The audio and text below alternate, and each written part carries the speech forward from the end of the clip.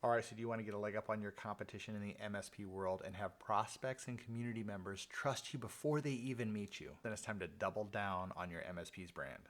All right, you know your MSP is awesome. You have a great team and provide critical and important services to your community. You also do what you say you're going to do, so you have everything right in the mix for prospects and new clients to trust you.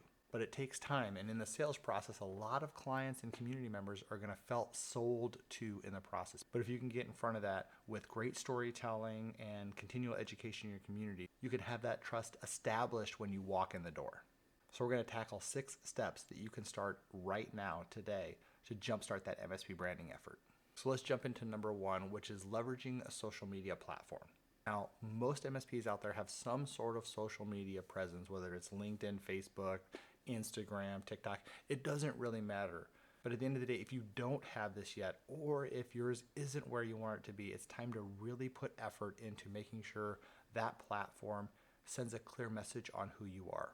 Simple things like having a correct current logo, your slogan, simple backgrounds, and accurate information is the footprint of having something people can trust.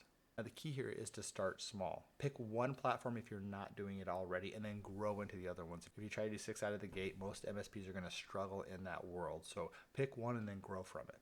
And if you've been in the MSP game for a long time, you might think to yourself, well, I've gotten this far without social media. Why now? Well, just understand that all of the new owners that are coming into the MSP space understand this very well and are highly leveraging social media as their communication platform. So whether you're starting your first LinkedIn company page or you're going back through all of your social media platforms and your website and your personal site to make sure we have consistency across them, you've officially tackled the first step, so let's move on to number 2, which is gathering customer success stories. Now, you've been told this for years. Every coach or every marketing company is going to say, let's gather some customer success stories. We're typically really good at doing this one time, but gathering those reviews and those quotes from clients so you can put them across your social media campaigns and on your website and even in the presentations or proposals that you give out, because that's the start of building trust. If someone sees that other companies are happy with your service, that's really step 1. So if the first step in building trust is being known or being seen through our social media platforms, the second step in building trust is going to be a customer or a potential customer understanding that other people are happy with your services. The more customer success stories and positive reviews that you can gather, the better, because you can continually share different ones out there so that people can see a mix of clients that are happy with you. So number 3 is still a basic, a foundational item. We have our platform that we're going to present our information on. We have some customer success stories and reviews that we can share out so people know that others are happy with us. Now we need to identify our unique value proposition. And this might take a little bit of time to discover, because we want to understand, why would a client hire our MSP over someone else's? And whether it's a specific niche in technology that we support better than others, whether we actually do what we say we're going to do, or we have some other metric that can show the difference in working with us versus others. We want to identify that, because this is going to tell the story to the right targeted audience on why you are selected as the MSP. So the first 3 are the easy things: platform, reviews, and our unique value proposition. Now we're going to take a big leap into the things that take more time and are a little bit harder, but it's where the real gold lies in trying to build that trust before we meet someone. And we'll start with content is king. Content, we're really saying education. We want to put things out into the community that help that community understand the challenges they have and solve problems.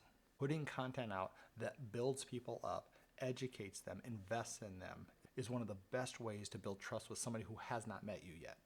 Now, this content could be videos, podcasts, white papers, even simple emails or strategy guides. But the best thing to do is do a combination of all of it so we can hit different businesses where they are today. Now, step 4, building content, is a big jump from steps 1, 2, and 3.